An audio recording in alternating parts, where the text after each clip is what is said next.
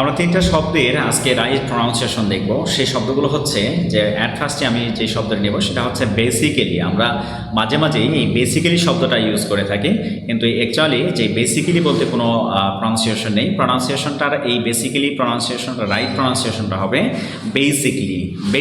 Basically I like to it mango, এরকম। দেন আমরা আরেকটা শব্দ নেব, সেটা হচ্ছে আমরা বলি ভেজিটেবল। আমরা বলি ভেজিটেবল, কিন্তু এখানে দেখেন যে ভেজিটেবল বলতে কোনো রাইট প্রনাউন্সিয়েশন নেই। এই শব্দটির রাইট প্রনাউন্সিয়েশন হবে ভেজিটেবলস। ভেজিটেবলস, VEG, এবং জি এর পরে যে ইটা থাকবে, এই ইটা থাকবে আন্ডারস্টুড। তাহলে do you like to eat vegetables? Do you like to eat vegetables? আচ্ছা, দেন আমরা আরেকটা ওয়ার্ড দেখব, সেটা হচ্ছে আমরা বলি উইটনেসডে। আমরা বলি উইটনেসডে বলি, কিন্তু এটা রাইট প্রনাউন্সিয়েশনটা হচ্ছে ওয়েন্সডে।